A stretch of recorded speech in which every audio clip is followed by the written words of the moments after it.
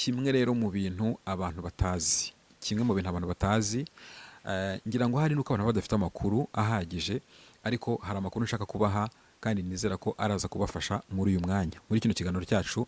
Aya makuru nyamuneka abafashe kandi abagirira umumaro. Reka nguhe amakuru meza.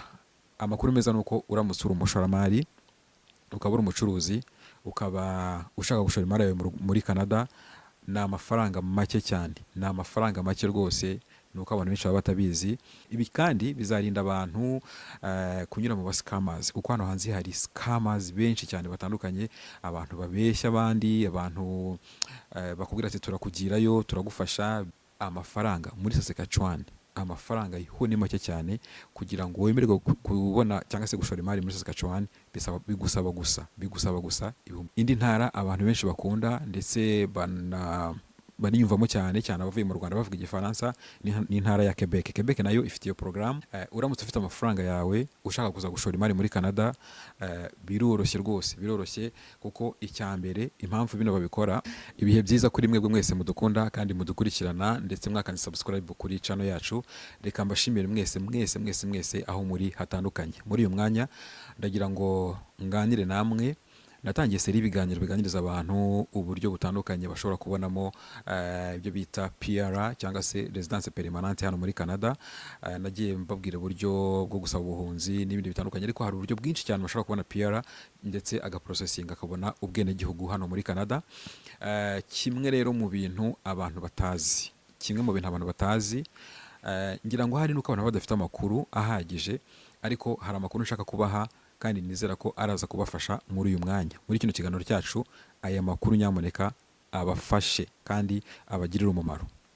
Hari uburyo leta ya Canada cyangwa se n'amaprovince atandukanye yashyiriyeho abantu bafite amafaranga, abantu b'abashoramari, abantu bashaka kuza gushora imari yabo muri Canada, ibashyiraho uburyo bwo kuba bashobora kuza bakimukira muri Canada, ugaprocessinga cyangwa se ugakora process yo gutura ndetse no guhabwa ubwenegihugu muri Canada.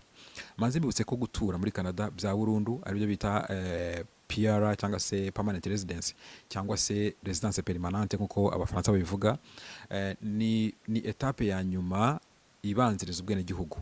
Iyi etape kandi ntabwo iba muri Canada gusa, ahubwo ahantu hose mu bihugu byose, no mu Rwanda iwacu. Buriya nuko abantu batabizi, hari abantu bafite icyo bita permanent residence, ariko yo mu Rwanda, muri Kenya n'ahandi hatandukanye, muri Amerika irahaba, no muri Canada rero naho irahari. Iyo umuntu ari kuri PR cyangwa se ari kuri afite permanent residence hano muri Canada, aba yemerewe gukora ibintu byose umunyakanada akora, usibye ibintu bibiri. Ubwo ndavuga ku butaka bwa Canada, usibye gutora ndetse no gutorwa. Nibyo byonyine butemerewe, ariko wafata inzu, wafata amadeni, wakwiga, wabona ibyo leta iha umunyakanada byose nawe wabibona. So ikindi rero wenda aho bisa nkaho bigoranira cyane ni ugusohoka hanze ya Canada. Tuvuge nko muri Amerika ufite PR bigusaba visa, bigusaba ko ufite travel document, ukaprayinga visa kuri mu banyamerika ukayihabwa, cyangwa se bakanayikwima, nabyo birashoboka. Aho niho wenda bitandukanye, kuko umuntu ufite passport ya Canada, donc umunyagihugu wa Canada, we arambuka nta kibazo. Ariko iyo uri kuri PR bigusaba visa. Wenda ubwo kujya hanze ya Canada nabwo hazamo ama complication amwe namwe, nko kuva yenda ngo ntabwo wajya mu gihugu waturutsemo bitewe na PR yawe uko wayibonye n'ibindi bitandukanye. Ariko ubundi hano muri Canada umuntu ufite PR ndetse n'umunyagihugu nta kintu yakora utakora usibye gutora ndetse no gutorwa. So ubwo rero niba wifuza kuba muri Canada, ukaba wifuza kubona PR cyangwa se wifuza kubona guprocessinga ugatura muri Canada bya burundu, reka nguhe amakuru meza. Amakuru meza nuko uramutse uri umushoramari, ukaba uri umucuruzi, ukaba ushaka gushora imari yawe muri Canada, ni amafaranga make cyane, ni amafaranga make rwose, nuko abantu benshi baba batabizi. Hari province zimwe na zimwe zagiye zishyiraho izo programme zo kuba ushobora kuzana amafaranga runaka, hanyuma ukaza bagakora process. Ubwo process iyo ntago ndi buyijyemo, kubera ko bara processinga bakareba niba koko imari je gushora, niba bareba ibintu byinshi cyane bigendanye n'ishoramari ryawe ndetse na experience yawe mu ishoramari ndetse n'ubumenyi bufitemo n'ibindi bitandukanye. Ariko amafaranga basaba ni amafaranga makeya, nzi ko abantu bashobora kuyabona, cyane cyane nyine abantu bashaka gutura muri Canada n'umunsi ubishaka.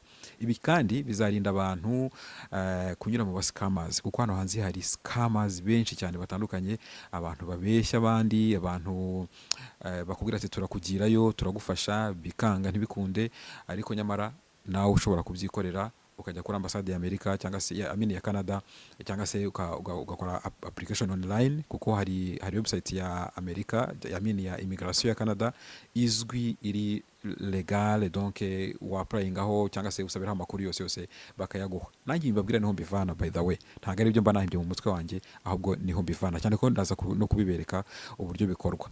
So ama province rero atandukanye yashyizeho ino gahunda. Reka duhere muri province yacu ya Ontario. Ngemba muri Ontario. Muri province ya Ontario bagira ibyo bita Ontario Entrepreneur Stream. So ni programme yashyizweho kugira ngo Ontario abantu bafite business owners cyangwa se abantu bafite business, abantu bakora business ndetse n'abantrepreneur bashaka kwimukira muri Ontario no kuhabona ubwenegihugu no kuhabona residence permanente. Ikintu cya mbere ugomba gukora, ushobora gutangira business cyangwa se ukagura business isanzwe.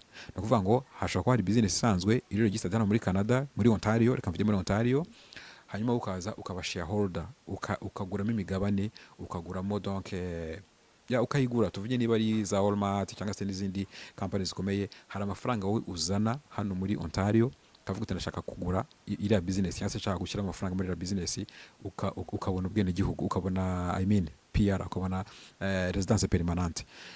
Icyo ni kimwe. Icya kabiri, uba ushobora nanone gutangira business yawe. Wowe kwitangira business yawe, uvuga uti ngiye gutangira business yanjye muri Canada, muri Ontario by'umwihariko, wenda nabonye mu mujyi wa Windsor cyangwa se mu mujyi wa London cyangwa se n'ahandi hatandukanye, ndashaka kuhakora business wenda ijyanye n'ibi ngibi. Hanyuma ugatangira process binyuze muri iyi programme yitwa Ontario Entrepreneur Stream. Hanyuma iyo umaze kuzuza condition, umaze kuzuza ibisabwa, bamaze gukora ibintu byose bisabwa, agreement n'ibyo byose byamaze, wamaze kubyuzuza, umukandida nyine cyangwa se the candidate wowe uri kwa applyinga, ubushobora guhita wa applyinga permanent residence. Amafaranga rero hano bisaba, kuko hanga ngira ngo niho ruzingiye, bisaba amafaranga angahe kugira ngo ube wakora business muri Canada, muri Ontario, muri province ya Ontario, hanyuma ubashe kubona gutura bya burundu cyangwa se residence permanente. Bavuga ko amafaranga ari hagati y'ibihumbi 200 by'amadolari ndetse na 600. Ni amafaranga umuntu ashobora kuba afite cyangwa se umuntu ashobora kugaragaza ko aje gushoramo imari muri Canada, muri Ontario. Imari navubwiye ko kuyishora ni uburyo bubiri, ushobora gutangira business cyangwa se ukagura existing business hano muri Canada, cyangwa se ugashoramo imigabane hagati y'ibihumbi 200 na 600 by'amadolari. Mu by'ukuri twebwe tutayafite dushobora kumva ko ari amafaranga menshi, ariko ku bantu bayafite ntabwo ari menshi. Ngenzi umushuti wanjye, umugabo w'umushuti wanjye w'umubosi cyane wo mu Rwanda, yimukiye hano muri Canada kuri no gahunda. So ni ibintu rero bikorwa cyane mu ntara ya Saskatchewan. Naho hari Saskatchewan Entrepreneur Stream, nayo bavuga ko umu investor cyangwa se company, niba ufite company ushobora kujya muri Saskatchewan ugakora investment, no ugakora ukinvesta muri butandukanye. Mu buryo bwa mbere hari ibyo bita CINP Entrepreneur Category, nabwo ni uburyo ushobora kugura cyangwa se ukagira na partnership n'abantu bo muri Saskatchewan, donc n'abantu bo muri hano muri Saskatchewan, ukagura business yaho cyangwa se ukagira partnership nabo. Uburyo bundi ushobora kubikora nibyo bita Saskatchewan International Graduates Entrepreneur Category, no kuvuga warahize, wize muri college cyangwa se muri university yo muri Saskatchewan, ukaba ushaka gutangira business cyangwa se kugura business, nabwo birashoboka. Ubundi buryo bwa gatatu ni uburyo bwo kujya muri farming cyangwa se mu bijyanye n'ubuhinzi n'ubworozi.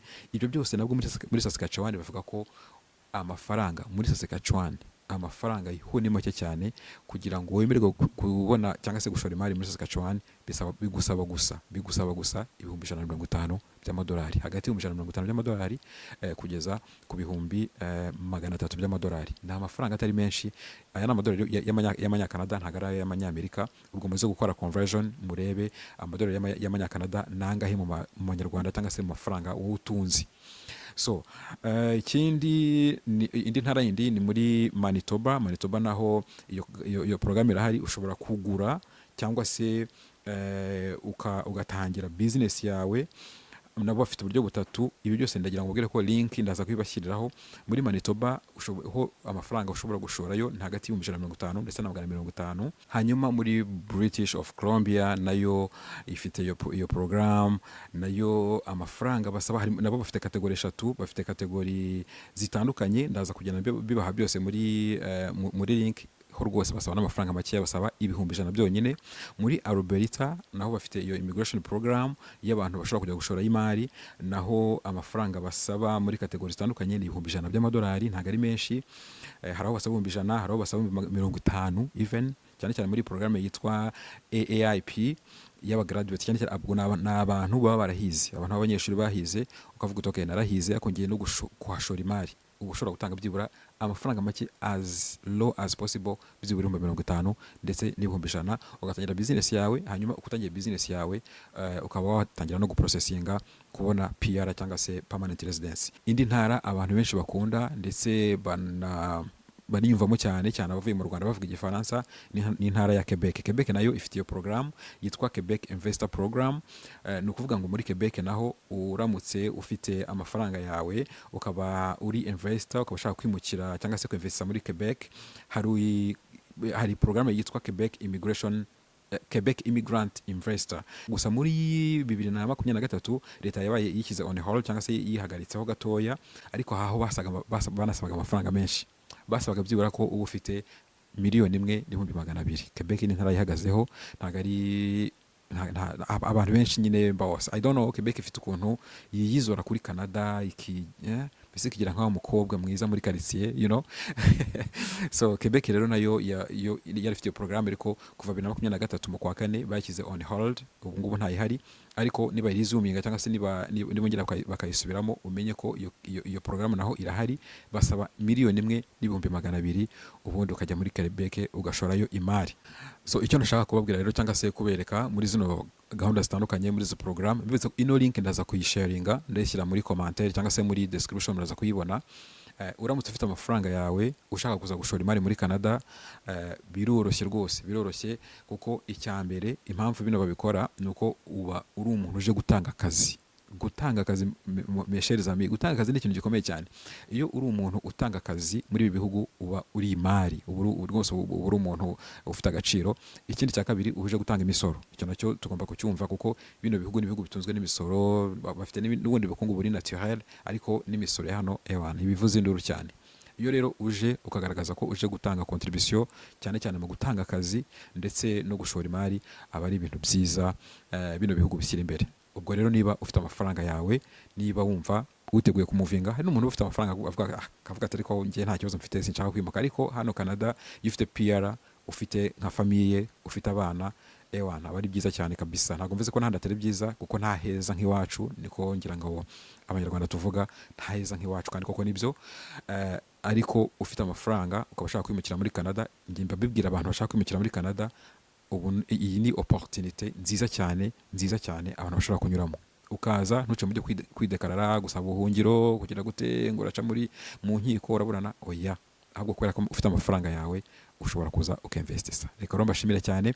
Niba ushaka kwimukira muri Canada, iyi nayo ni inzira wanyuramo. Mukomeze mukane subscribe, ndabakunda. Bye bye. Ibiganiro byacu naho ubutaha.